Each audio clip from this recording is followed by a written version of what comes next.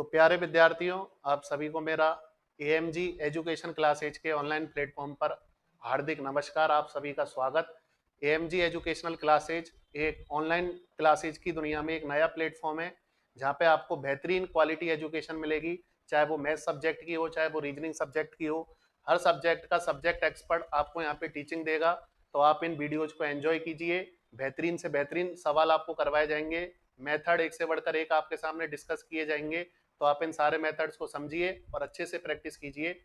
तो चलिए, आज मैं आपको अर्थमेटिक का एक बेहतरीन चैप्टर आपके सामने डिस्कस करने जा रहा हूं, जिसका प्री में, मेंस में और कोई भी वनडे कॉम्पिटिटिव एग्जाम्स आप देते हो, चाहे वो बैंक का एग्जाम हो, चाहे वो सीडीएस का एग्जाम हो, चाहे वो अदर कोई भी एग्जाम हो, उसका काफी एक अच्छा वेटेज माना जाता है। तो वो टॉपिक है स्पीड, टाइम एंड डिस्टेंस। तो चलिए अपन स्टार्ट करते हैं अपना टॉपिक।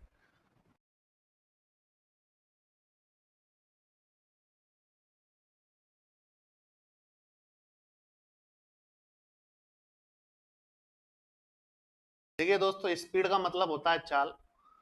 चाल हर आदमी की अलग अलग होती है। जैसे आपकी सवाल करने की चाल थोड़ी सी कम हो सकती है, मेरी सवाल करने की स्पीड थोड़ी सी ज्यादा है। टाइम का मतलब है वक्त, समय। देखिए दोस्त, समय की यदि अपन परिभाषा दें तो समय किसी का बुरा चलता है, किसी का अच्छा चलता है। तो समय केवल ये सिखाता है आपको कि अच्छा टाइम होने पर आपको ज्यादा एक्साइटेड नहीं होना है और बुरा टाइम आने पे आपको नर्वस भी नहीं होना है। समय का मतलब है जैसा भी है गुजर जाएगा, आपको नॉर्मल रहना है। यही वक्त की परिभाषा होती है। और डिस्टेंस का मतलब है दोस्त दूरी। दूरी आदमी अपने जीवन पर्यंत चलता रहता है, दूरी कभी उसकी खत्म नहीं होती है। जब तक आपको जीना है तब तक आपको चलना है। तो यही टॉपिक अपन आज डिस्कस करने जा रहे हैं, चाल, समय, दूरी। कैसे कैसे कॉन्सेप्ट इसमें आते हैं, कौन कौन से सवाल पेपर में पूछे जाते हैं, सारा मैटर आपको एग्जाम ओरिएंटेड मिलेगा। तो सबसे पहले चैप्टर शुरू करने से पहले कुछ कॉन्सेप्ट मैं आपके सामने डिस्कस करने जाता हूँ। तो वैसे तो आप जानते ही हो, ये चैप्टर अपन बेसिक लेवल से पढ़ते आ रहे हैं, छठी क्लास से अपन इस चैप्टर को पढ़ते आ रहे हैं। लेकिन अपने दैनिक जीवन में और कंपटीशन में इस चैप्टर का क्या यूज है, ये मैं चीज आपको आज सिखाने जा रहा हूँ। तो सबसे पहले तो बेसिक बेसिक चीजें मैं आपको बता देता हूँ। जैसा आपको पता है, डिस्टेंस बराबर होता है दोस्त स्पीड इनटू टाइम। स्पीड बराबर होता है डिस्टेंस अपॉन टाइम। और टाइम बराबर होता है दोस्त डिस्टेंस अपॉन स्पीड। ये बेसिक चीजें आप शुरू से जानते ही हो। लेकिन देखिए, चैप्टर में जो सबसे ज्यादा गलतियां होती हैं दोस्त, वो यूनिट्स में होती है, इकाइयों में होती हैं। स्टूडेंट पूरा सवाल सही करता है, लेकिन लास्ट में केवल सवाल नहीं पढ़ने के कारण, यूनिट्स को नजरअंदाज करने के कारण आंसर गलत निकाल देता है। तो सवाल करने से पहले अपना फोकस यूनिट्स पे होना चाहिए। तो एक बार मैं आपको यूनिट्स बता देता हूँ। यदि मैं दूरी की बात करता हूँ दोस्त, तो दूरी हमेशा क्वेश्चनों के अंदर आपको या तो किलोमीटर में लेनी है या मीटर में लेनी है। यदि मैं चाल की बात करता हूँ दोस्त, चाल से पहले समय की बात कर लेते हैं। तो समय या तो आपको क्वेश्चन में घंटे में लेना है दोस्त, या सेकंड में लेना है। अच्छा, क्वेश्चन में ऐसा होगा कि टाइम आपको मिनट में देगा। तो अपने को क्या करना है, क्वेश्चन की रिक्वायरमेंट के अनुसार या तो उस टाइम को घंटे में कन्वर्ट करना है, या उस टाइम को सेकंड में कन्वर्ट करना है। अच्छा दोस्त, कब तो घंटे में बदलना है, कब सेकंड में बदलना है। यदि दूरी मेरी किलोमीटर में है, दूरी बड़ी इकाई में है, तो टाइम भी बड़ी इकाई में आएगा। और दूरी की इकाई छोटी है तो टाइम की भी इकाई छोटी आएगी। जैसा कि आपको पता है, मिनट को सेकंड में कन्वर्ट करना है तो 60 से मल्टीप्लाई होगी, और मिनट को घंटे में कन्वर्ट करना है तो दोस्त 60 से डिवाइड हो जाएगा। ये छोटी छोटी चीजें आप पे आनी चाहिए कंपटीशन लेवल पे। यदि स्पीड की बात करते हैं दोस्त, सबसे मेन चीज है दोस्त इस चैप्टर में चाल। पूरा खेल जो है वो चाल पे टिका हुआ है। और एक बात और समझ लीजिएगा, इस चैप्टर में मैं जो भी कॉन्सेप्ट आपको बताऊंगा, वो इस चैप्टर के अलावा ट्रेन वाले चैप्टर में, बोट एंड स्ट्रीम वाले चैप्टर में, रेस वाले चैप्टर में यूज होंगे। तो इस एक चैप्टर से आपके 4 चैप्टर कनेक्टेड है, और वनडे कॉम्पिटिटिव एग्जाम में इसका एक अच्छा खासा वेटेज माना जाता है। तो चाल क्या होती है दोस्त, चाल का मतलब होता है कोई भी आदमी यूनिट टाइम में जितनी डिस्टेंस कवर कर लेता है। आप गाड़ी चलाते हो, आप बोलते हो कि साहब मैं 1 घंटे में 50 किलोमीटर चलाऊं, या 1 मिनट में मैं 5 किलोमीटर चलाऊं, या 1 सेकंड में मैं 10 मीटर चलाऊं। तो इकाई समय में चली गई दूरी दोस्त चाल कहलाती है। तो चाल हमेशा आपको क्वेश्चन में किलोमीटर पर आवर में लेनी है दोस्त, या फिर चाल आपको मीटर पर सेकंड में लेनी है। कभी भी ऐसा मत कर देना कि चाल किलोमीटर पर सेकंड में ले लो, या फिर चाल मीटर पर आवर में ले लो। आप मुझे एक बात बताइए, दूरी की इकाई बड़ी है, समय की इकाई बड़ी है, तो चाल की भी इकाई बड़ी आएगी, किलोमीटर प्रति घंटे। और दूरी और समय की इकाई छोटी है तो चाल की भी इकाई छोटी आएगी, मीटर पर सेकंड। आप ही मुझे एक बात बताइए, क्या कभी भी चाल किलोमीटर पर सेकंड में पॉसिबल हो सकती है? क्या कोई इंसान ऐसा है जो 1 सेकंड में 1 किलोमीटर भाग लेगा? इतना तेज कोई नहीं भाग सकता। तो ये चाल भी पॉसिबल नहीं है। क्या ये चाल कभी पॉसिबल है? आप मुझे बताइए, इतना धीमे भी कोई नहीं भागेगा कि 1 घंटे में 1 ही मीटर चले। तो ये वाली चाल भी पॉसिबल नहीं है और ये वाली चाल भी पॉसिबल नहीं है। तो चाल दोस्त या तो किलोमीटर पर आवर में होगी या मीटर पर सेकंड में होगी। अब कुछ चीजें मैं आपको बता देना चाहता हूं जिसकी क्वेश्चंस में जरूरत पड़ती है। या तो किलोमीटर पर आवर को कन्वर्ट करना पड़ेगा मीटर पर सेकंड में, या मीटर पर सेकंड को दोस्त कन्वर्ट करना पड़ेगा किलोमीटर पर आवर में। लास्ट में क्वेश्चन में आंसर मीटर पर सेकंड में पूछता है, अपन किलोमीटर पर आवर में छोड़ के आ जाते हैं और यही छोटी सी गलती अपने को 2.5 नंबर नेगेटिव करवा देती है। तो आपको पता है दोस्त, किलोमीटर को मीटर में कन्वर्ट करूंगा तो 1000 होगा, और घंटे को यदि सेकंड में कन्वर्ट करूंगा तो 3600 होगा। यदि मैं यहाँ से इसको सिंप्लीफाई करता हूँ तो 5/18 आता है। तो मैं ये बोल सकता हूँ 1 किलोमीटर पर आवर में 5/18 मीटर पर सेकंड होते हैं। इसका मतलब किलोमीटर पर आवर का कन्वर्जन यदि मुझे मीटर पर सेकंड में करना है तो 5/18 से मल्टीप्लाई होगी। और यदि उल्टा करता हूं तो इसको भी रिवर्स करूंगा, 18/5 से मल्टीप्लाई करूंगा। इसको याद रखना भी आसान है। आपको पता है ये बड़ी यूनिट है किलोमीटर पर आवर, ये छोटी यूनिट है। तो छोटी यूनिट में कन्वर्ट करूंगा तो छोटा नंबर ऊपर आना है, और बड़ी यूनिट में कन्वर्ट करूंगा तो दोस्त बड़ा नंबर ऊपर आना है। जैसे एक एग्जांपल मैं आपके सामने ले लेता हूं।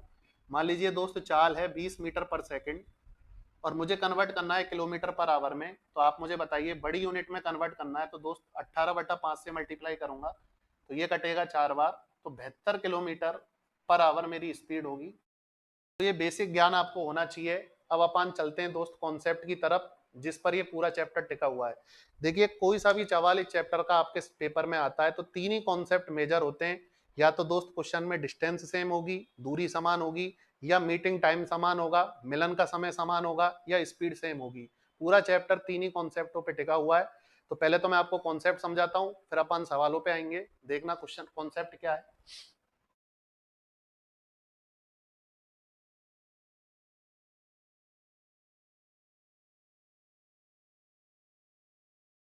देखिए दोस्त, सबसे पहला कॉन्सेप्ट है जब डिस्टेंस सेम होती है। जैसा आपने देखा होगा, अब आप अपने घर से ऑफिस जाते हो या ऑफिस से घर पे आते हो। जैसे एक बच्चे की बात कर लेते हैं। एक बच्चा अपने घर से स्कूल जाता है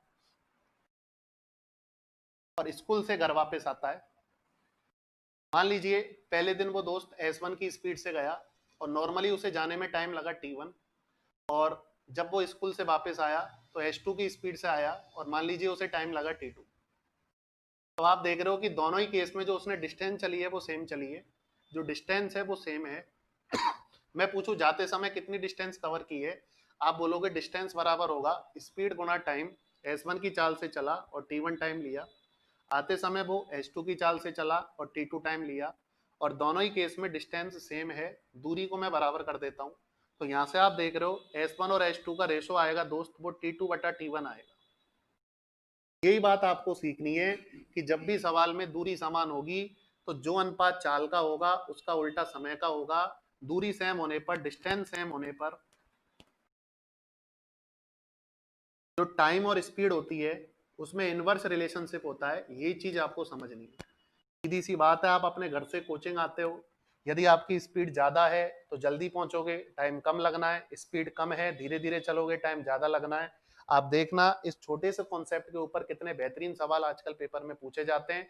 चलिए अपन एक अगला कॉन्सेप्ट और डिस्कस कर लेते हैं जब टाइम सेम होता है, और एक और कॉन्सेप्ट है जब स्पीड सेम होता है, वो मैं आपको आगे बताऊंगा। देखिए, मीटिंग टाइम कब सेम होता है आप समझना।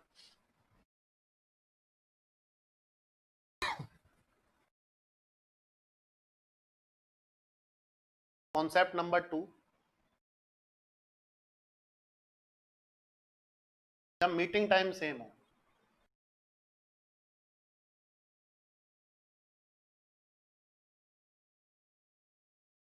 मान लीजिए दोस्त दो ट्रेन है, ये पहली ट्रेन है T1, ये दूसरी ट्रेन है T2, और दोनों ट्रेनें एक दूसरे की ओर आती हैं। और मान लीजिए दोस्त दोनों ट्रेनें सुबह 10 बजे रवाना होती हैं। ये भी ट्रेन सुबह 10 बजे चलती है, ये ट्रेन सुबह 10 बजे चलती है। तो आपको पता है रास्ते में ये कहीं ना कहीं मिलेंगी। मान लीजिए दोपहर 1 बजे मिलती हैं। तो आपको पता है 10 से 1 बजे तक ये भी ट्रेन 3 घंटे चली है और ये भी ट्रेन 3 घंटे चली है। तो एक चीज आपको क्या ध्यान रखनी है सवाल में, जब भी दो व्यक्ति एक साथ अपने घर से रवाना होंगे, दो गाड़ियां एक साथ अपने घर से रवाना होंगी, तो उनका मीटिंग टाइम जो होगा, मिलने का जो टाइम होगा वो सेम होगा। जितने टाइम तक पहली ट्रेन चल के आएगी उतने ही टाइम तक दूसरी ट्रेन चल के, हो सकता है इनकी स्पीड अलग अलग हो। मान लो इसकी स्पीड S1 है, इसकी स्पीड S2 है, तो आपको पता है जो ज्यादा स्पीड से चलेगी वो ज्यादा दूरी चल के आई होगी, इसकी डिस्टेंस में D1 मान लेता हूँ, और दूसरी ट्रेन की स्पीड दोस्त मैं D2 मान लेता हूँ, डिस्टेंस में D2 मान लेता हूँ। मैंने ये कंसीडर किया है कि पहली ट्रेन की चाल दूसरी से ज्यादा है, तो ये ज्यादा दूरी चल के आई है, ये कम दूरी चल के आई है। तो आप मुझे बताइए D1 बराबर होगा दोस्त S1 इंटू टी, और D2 बराबर होगा S2 इंटू। यदि मैं दोनों इक्वेशंस को डिवाइड कर देता हूँ तो एक बेहतरीन रिलेशन अपने को यहाँ से मिलता है, S1 अपॉन S2 बराबर होगा D1 अपॉन D2। तो यही चीज आपको समझनी है, जब भी समय समान होगा तो जो अनुपात चाल का होगा वही दूरी का होगा। इससे पहले उल्टा था, चाल और समय का उल्टा था, इसमें उल्टा नहीं होगा, सेम होगा।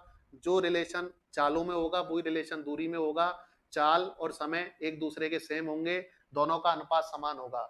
ऐसे समझ लीजिए कि मैं दो आदमियों को भगने के लिए 10-10 मिनट दे देता हूँ, दोनों का टाइम सेम कर देता हूँ, तो आप ही बोलोगे साहब जिसकी चाल ज्यादा है वो ज्यादा डिस्टेंस कवर करेगा, जिसकी चाल कम है वो कम कवर करेगा। तो चलिए अपन इन कॉन्सेप्ट के ऊपर कुछ सवाल कर लेते हैं, जिससे आपको एक कॉन्फिडेंट आए और आप जानो कि इन कॉन्सेप्ट को कैसे अपन पेपर में यूज कर पाते हैं। तो चलिए पहला सवाल आपकी स्क्रीन पर आ रहा है, आप देखिएगा पहले सवाल को। जब चलिए पहला सवाल आपकी स्क्रीन पर आ चुका है, तो एक बार आप इस सवाल को पढ़िए। देखिए मैं आपको, जो भी स्टूडेंट इस प्लेटफॉर्म पे है, सबसे पहले मैं आपको एक बात बता देना चाहता हूँ कि आपको रीडिंग हैबिट डालनी पड़ेगी। अर्थमेटिक में मेन इंपॉर्टेंट चीज रीडिंग हैबिट ही है। जब तक आप सवालों को खुद से पढ़ने की आदत नहीं डालोगे, पूरे में से पूरे सवाल अटेम्प्ट करना पेपर में मुश्किल है। क्योंकि आपको पता है दोस्त, सारा खेल आजकल टाइम का रह गया। 2 घंटे में 100 सवाल करने होते हैं। तो एडवांस मैथ को आप टाइम तभी दे पाओगे जब अर्थमेटिक के सवाल आप जल्दी करोगे। आप ये समझ लीजिए 45 मिनट में आपका अर्थमेटिक का पेपर होना चाहिए, तब जाके आप 1 या सवा घंटे एडवांस मैथ को दे पाओगे। तो वही हैबिट मैं आप में डालना चाहता हूँ। और देखिए दोस्त, आपको गणित एक ही बार नहीं कईयों बार पढ़नी पड़ेगी यदि आपको गणित सीखनी है। तो 4 महीने आप इस लगातार इस गणित के कोर्स को पढ़िए, जिससे आपकी एक अच्छी प्रैक्टिस बने, कॉन्सेप्ट की समझ बने। तो चलिए अपन पहला सवाल डिस्कस करते हैं। एक व्यक्ति एक निश्चित दूरी को 30 घंटे में कवर कर लेता है। पहले दोस्त आपको ये देखना है सवाल पढ़ के कि सवाल में डिस्टेंस सेम है या टाइम सेम है। आपको कह रहा है कि उसे दूरी कवर करने में नॉर्मली 30 घंटे लगते हैं। यदि वो अपनी चाल में 1/15 की कमी कर लेता है तो वो उतने ही समय में, देखिए एक शब्द लिख रखा है उतने ही समय में, इसका मतलब जितना टाइम वो पहले ले रहा था उतना ही अब ले रहा है। दोनों केसेज में टाइम सेम है, उतने ही समय में वो 10 किलोमीटर कम चल पाता है। तो उसकी नॉर्मल स्पीड बताइए। तो देखिए दोस्त, कैसे करना है इस सवाल को। आप मुझे बताइए, वो व्यक्ति नॉर्मली यात्रा करने में 30 घंटे का टाइम लेता है, लेकिन अचानक उसकी स्पीड कम हो गई, 1/15 की कमी हो गई। इसको पढ़ना सीख लीजिए। इसका मतलब है 15 में 1 की कमी हो जाना। इसका मतलब जो चाल है उसकी वो 15 से 14 हो गई। लेकिन आप मुझे बताइए, वो टाइम उतना ही ले रहा है जितना टाइम वो पहले दे रहा था उतना ही अब दे रहा है, टाइम सेम है। और अभी अभी मैंने दोस्त आपको एक बात बताई थी, जब भी सवाल में टाइम सेम होता है तो जो रेशो स्पीड का होगा वही रेशो डिस्टेंस का होगा। दूरी का अनुपात भी 15:14 होगा। इसका मतलब वो पहले यदि 15 चल रहा था तो अब 14 चल रहा है। आप बताइए पहले से कितना कम चल रहा है। एक सवाल चल रहा है कि 10 किलोमीटर कम चल रहा है, एक की वैल्यू 10 है, तो आप बताइए 15 की वैल्यू 150 किलोमीटर होगी। इसका मतलब वो पहले उतने ही टाइम में 150 किलोमीटर चल पाता था, अब वो 10 किलोमीटर कम चल पाता है, मतलब 140 चल पाता है। अब उसकी नॉर्मल स्पीड या एक्चुअल स्पीड आपसे पूछी है, तो आप ही मुझे एक बात बताइए, पहले 150 किलोमीटर चलता था और 30 घंटे का टाइम लेता था। इसका मतलब उसकी जो एक्चुअल स्पीड थी वो 5 किलोमीटर पर आवर थी। तो आप देख रहे हो अपन कॉन्सेप्ट का यूज करके कितनी आसानी से विद इन सेकेंड में सवाल को कर सकते हैं। तो ये केवल मैंने आपको एक बेसिक सवाल समझाया है, आगे आने वाले सवाल बहुत ही बेहतरीन सवाल हैं। तो चलिए अपन अगला सवाल डिस्कस करते हैं।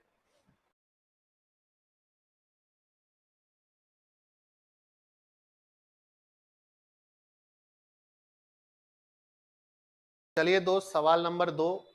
मैं चाहता हूं कि एक बार इस सवाल को आप खुद करके देखें, क्योंकि कॉन्सेप्ट तो वही लगना है। तो सवाल एक बार मैं आपके सामने पढ़ देता हूँ। श्याम और राधा एक दूसरे से मिलने के लिए, तो ये चैप्टर ऐसा है जिसमें काफी बार श्याम और राधा मिलेंगे, आप देखना आगे भी एक कॉन्सेप्ट ही आएगा, राधा और श्याम कॉन्सेप्ट। तो श्याम और राधा एक दूसरे से मिलने के लिए बिंदु ए और बी से निकलते हैं और दोनों की चाल दे रखी है। श्याम को थोड़ी मिलने की जल्दी है, 27 किलोमीटर प्रति घंटे की चाल से चलता है। राधा 15 किलोमीटर प्रति घंटे की चाल से चलती है और मिलने के वक्त तक श्याम राधा से 500 मीटर ज्यादा चल चुका होता है।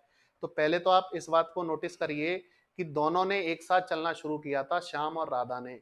तो आप मुझे बताइए उनका मीटिंग टाइम जो होगा वो सेम होगा, लेकिन आपको पता है कि शाम जल्दी जल्दी चल रहा है, तो मीटिंग पॉइंट तक शाम ज्यादा चल के आया होगा, राधा थोड़ी कम चल के आई होगी। तो यही सवाल कहना चाह रहा है, शाम जो है वो राधा से 500 मीटर ज्यादा चल के आया है। तो दोनों के घरों के बीच की दूरी आपसे पूछ रहा है। एक बार मैं डायग्राम से आपको इस बात को समझा देता हूँ। यहाँ से ये शाम चलता है और कुछ दूरी पे ये राधा का घर है। आप मुझे बताइए, शाम की स्पीड 27 है और राधा की जो स्पीड है वो 15 है। आप बताइए, दोनों एक ही टाइम पे चलना शुरू करते हैं। तो आपको मैंने बताया था, जब दो आदमी एक साथ अपने घर से चलते हैं दोस्तों, उनका जो मीटिंग टाइम होता है वो सेम होता है। जितने टाइम तक शाम चल के आया होगा उतने ही टाइम तक राधा चली होगी। लेकिन आपको पता है शाम जल्दी जल्दी चल रहा है, तो सवाल कह रहा है कि जिस पॉइंट पे ये मिलते हैं उस पॉइंट तक शाम जो है वो राधा से 500 मीटर ज्यादा चल चुका होता है। शाम की जो दूरी है वो राधा से 500 मीटर ज्यादा है। तो कॉन्सेप्ट तो वही है, टाइम सेम है। तो आपको पता है जब भी टाइम सेम होता है तो मैं चाल का रेशो निकाल लेता हूँ, श्याम और राधा की चाल का। आप बताइए, चाल का यदि मैं रेशो निकालता हूँ, 3 से यदि मैं काटता हूँ तो 9:5 आएगा। और टाइम सेम होने पर जो रेशो चाल का होगा वही डिस्टेंस का होगा, दूरी का होगा, दूरी का भी यही होगा, 9 और 5। तो आप बताइए, यदि शाम 9 चला है तो राधा 5 ही चली है। तो आप बताइए शाम राधा से कितना ज्यादा चल पाया है। आप बोलोगे जी 4 ज्यादा चला है। सवाल का कहना है 500 मीटर ज्यादा चला है, तो 4 यूनिट 500 के बराबर है। तो आप बताइए यहाँ से। अब आप मुझे एक बात बताइए दोस्त, आपसे टोटल डिस्टेंस पूछी है, दोनों के घरों के बीच की दूरी पूछी है। तो आप देख रहे हो 9 ये चला है और 5 राधा चली है। तो 9 और 5 टोटल 14 यूनिट की वैल्यू पूछी है। अब देखिए, आपको कैलकुलेशन करना भी सीखना है। 4 यूनिट 500 के बराबर है, तो ऐसा नहीं करना है कि आप यहाँ से 1 यूनिट की वैल्यू निकालो, 125 आएगी फिर उसको 14 से गुणा करो। आप यहाँ से 2 यूनिट की वैल्यू निकाल लीजिए। 4 का आधा 2, इसका आधा 250, और मुझे टोटल 9 और 5 14 यूनिट की वैल्यू पूछी है। तो आप बताइए, 2 का 7 गुना 14 होगा, तो 250 का भी यदि मैं 7 गुना कर देता हूँ तो 1750 मीटर आएगा। और किलोमीटर में बदलना है तो 1000 से डिवाइड करूंगा, तो 1.75 किलोमीटर ये इन दोनों के घरों के बीच की दूरी आएगी। तो उम्मीद करता हूं कि आप इस सवाल को समझे होंगे और इस कॉन्सेप्ट को आपने अपने जहन में उतारा होगा। तो चलिए अपन अगला सवाल करते हैं, क्वेश्चन नंबर 3।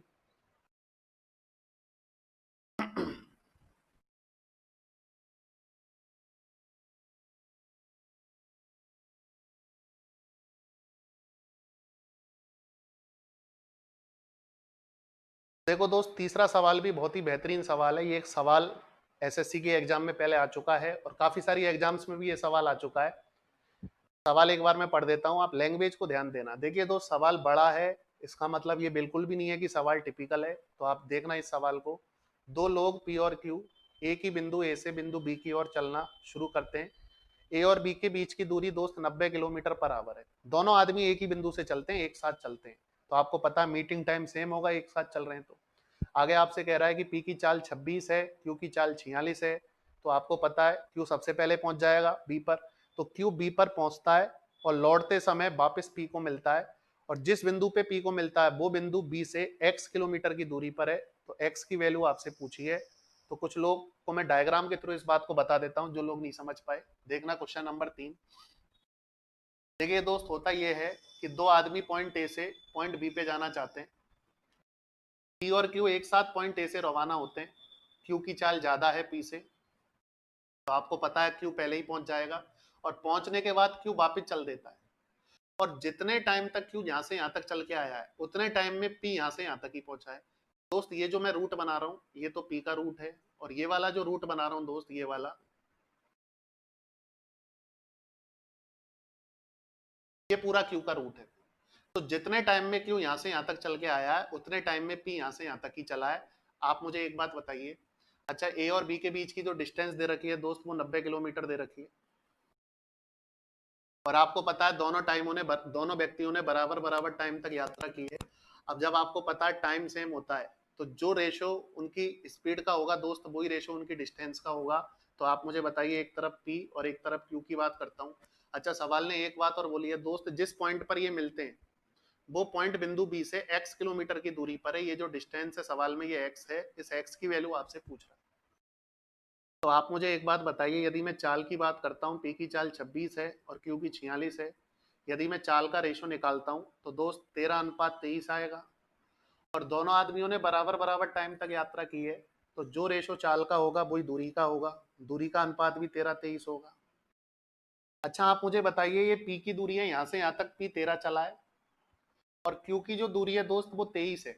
अब आप मुझे बताइए, 23 में से 13 तो क्यू पी भी चला होगा और क्यू भी चला होगा। अब क्यू 10 एक्स्ट्रा चला है, जिसमें 5 आने का होगा और 5 जाने का होगा। आप देख रहे हो, 10 में 5 जाने का होगा, 5 आने का होगा, मतलब यहाँ से यहाँ तक की जो दूरी है दोस्त।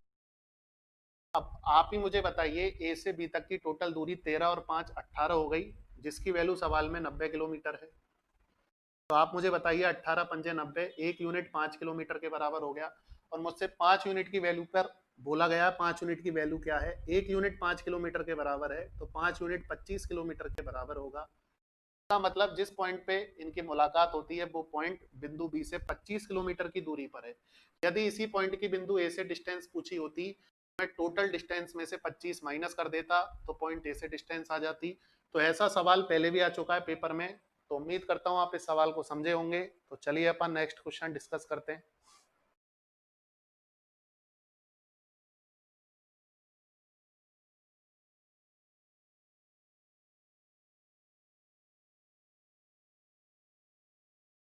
क्वेश्चन नंबर 4, देखिए दोस्त, सवाल नंबर 4। अब देखिए दोस्तों, ये जो तीनों सवाल मैंने आपको करवाए, इसमें आपने एक बात गौर फरमाई होगी कि इन तीनों ही सवालों में जो टाइम था वो सेम था।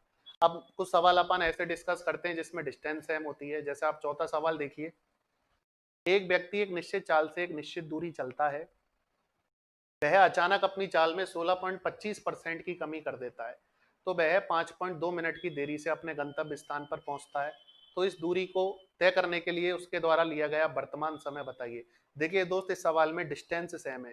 देखिए, एक बात मैं आपसे ये भी कहना चाहता हूँ कि 2017 से जो पेपर सेट हो रहा है, जैसे मैं एसएससी की स्पेशली बात करता हूँ, तो वो कॉन्सेप्ट की जगह डेटा से छेड़छाड़ कर रहे हैं।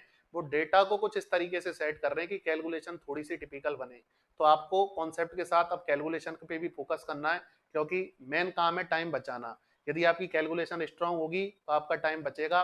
तो देखिए, इसमें 16.25% ही कैलकुलेशन को टिपिकल बना रहा है। तो कैसे इस सवाल को करना है देखना। क्वेश्चन नंबर 4, आप मुझे बताइए, उस व्यक्ति ने अपनी चाल कम करी है। 16.25 को 16 सो ही 1/4% लिख सकता हूँ। बोले तो 65/4%। परसेंट को हटाते ही नीचे दोस्त 100 आएगा। और 5 से यदि मैं काटता हूँ, तो आप मुझे बताइए इसकी जो भिन्न बनेगी वो 13/80 बनेगी। इसका मतलब उसने अपनी चाल 80 पे 13 कम कर दी। इसका मतलब पहले वो आदमी 80 की चाल से चलता था, तो अब 13 कम से चल रहा है, मतलब 67 से चल रहा है। अब आप देख रहे हो, इस सवाल में डिस्टेंस सेम है, पहले भी वहां से वहां तक जा रहा था, दूसरी कंडीशन में भी वही डिस्टेंस है। और डिस्टेंस सेम होने पर स्पीड और टाइम अपोजिट होते हैं। तो आप मुझे बताइए, टाइम अपोजिट होगा, 67:80 होगा। तो आप मुझे बताइए कितना ज्यादा लग रहा है, 13। सवाल बोल रहा है दोस्त 5.2 मिनट ज्यादा लग रहे हैं। तो आप पता है 13 चौका 52 होगा, 0.4 है। एक यूनिट की वैल्यू 0.4 है। तो पूछ रहा है कि अब उसे कितना समय लग रहा है, पहले की जगह अब वाला समय पूछ रहा है। 80 यूनिट की वैल्यू पूछ रहा है, एक यूनिट 0.4 के बराबर है दोस्त, तो 80 यूनिट 32 मिनट के बराबर होगा। का मतलब अब उसे उस स्थान पे पहुंचने में 32 मिनट का टाइम लग रहा है। तो ये एक छोटा सा सवाल था जिसमें डिस्टेंस सेम होती है। अब एक जो अगला सवाल आ रहा है वो बहुत ही बेहतरीन सवाल है, मैं चाहता हूँ एक बार आप उसको खुद से ट्राई कीजिए कॉपी पेन लेके। नंबर 5,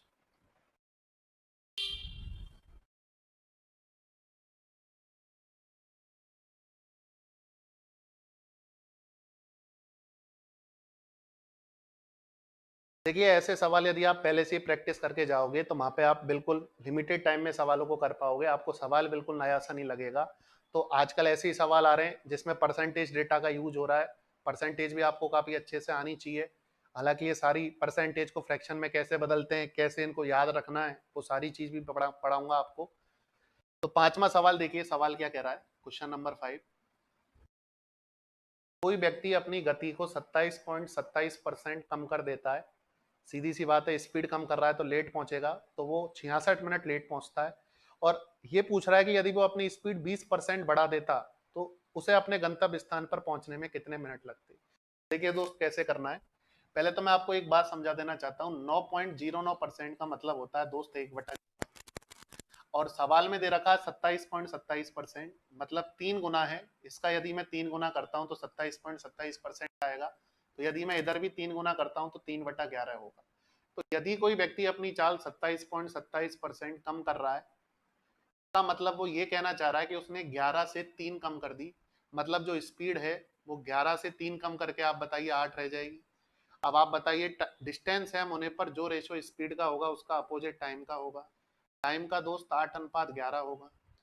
लेकिन सवाल कह रहा है कि अब उसे 66 मिनट लगते हैं। 11 की वैल्यू दोस्त 66 है, 6 गुना है, तो 8 का भी 6 गुना कर देता हूँ। पहले वो उस यात्रा को 48 मिनट में कवर कर रहा था, लेकिन अब वो ये नहीं पूछना चाह रहा कि उसका नॉर्मल टाइम बताइए, वो ये पूछना चाह रहा है कि वो स्पीड कम करने की जगह 20% बढ़ा देता। आप बताइए, 20% का मतलब होता है दोस्त 5 पे 1 बढ़ाना। 20% की भिन्न होती है 1/5, 5 पे 1 की वृद्धि करना। तो स्पीड वो 5 से 6 करना चाह रहा है। तो आप मुझे बताइए, टाइम अपोजिट होगा, 6 से 5 होगा। ये नॉर्मल टाइम है, ये बाद वाला टाइम है। आप मुझे बताइए, नॉर्मली तो उसे 48 मिनट लगते हैं। 6 की वैल्यू दोस्त 48 है, 6 8 48, 8 गुना है। तो 5 का भी यदि मैं 8 गुना करता हूँ तो जैसे ही उसने स्पीड बढ़ाई तो उसे अब 40 मिनट कम लगेंगे। अच्छा दोस्त, एक सवाल ये भी पूछ सकता है कि जिस यात्रा को वो 66 मिनट में कम कवर कर रहा था, उसी यात्रा को कवर करने में पहले से कितना टाइम कम लगेगा। तो मैं दोनों का डिफरेंस कर देता। आप मुझे बताइए, 26 मिनट मेरा आंसर आता। तो उम्मीद करता हूं कि आप इस कॉन्सेप्ट को और सवाल को समझे होंगे। चलिए अपन एक सवाल और डिस्कस कर लेते हैं, क्वेश्चन नंबर 6। तो चलिए दोस्त, अपन एक सवाल इसी सीरीज में डिस्कस कर लेते हैं, और मैं उम्मीद कर रहा हूं कि आप इन सारे कॉन्सेप्ट को बेहतरीन तरीके से समझ रहे होंगे। तो चलिए, एक छोटा सा सवाल मैं आपको वैसे ही बता देता हूं। ये सवाल नॉर्मली आता रहता है पेपरों में। सवाल दोस्त ये कहना चाह रहा है कि कोई भी बस, एक सवाल है कि एक बस यदि बिना रुके चलती है दोस्त, वो 54 की स्पीड से चलती है, 54 किलोमीटर पर आवर की स्पीड से। लेकिन आपको पता है कि कोई भी बस जाती है तो वो नॉन स्टॉप नहीं चलती है, बीच में कहीं उसे रुकना पड़ता है सवारी को चढ़ाने उतारने के कारण। तो यदि वो रुक रुक कर चले तो उसकी स्पीड कम होके 45 किलोमीटर पर आवर रह जाती है। तो आपसे वो यही पूछना चाह रहा है कि वो हर घंटे में वो बस कितने मिनट रुकती है। देखिए, सवाल बहुत छोटा सा है, लेकिन इस कॉन्सेप्ट का यूज, देखिए दोस्त, आपको कॉन्सेप्ट तो समझ में आ जाएंगे, लेकिन उनकी एप्लीकेशंस कौन कौन सी जगह उन कॉन्सेप्ट को अपन कहाँ का यूज कर सकते हैं, ये चीज आपको मैथ में सीखनी है। तो आप मुझे एक बात बताइए, बिना रुके यदि वो नॉन स्टॉप चलता है, वो 54 की स्पीड से चलता है, और यदि वो रुक रुक के चलता है तो वो 45 की स्पीड से चलता है, दूरी उसकी वही है। तो आप मुझे एक बात बताइए, यदि मैं यहाँ से चाल का रेशो निकालता हूँ, चाल का अनुपात निकालता हूँ, तो 9 से कटेगा 6 बार, ये 5 बार। और आपको पता है, दूरी सेम होने पर जो रेशो चाल का होगा उसका उल्टा समय का होगा। समय का दोस्त जो अनुपात आएगा वो 5:6 आना है। आप मुझे एक बात बताइए, ऐसे बोल दो, पहले वो 5 घंटे में पहुंच रहा था तो अब वो 6 घंटे में पहुंच रहा है, या वो पहले 5 मिनट में पहुंच रहा था अब वो 6 मिनट में पहुंच रहा है।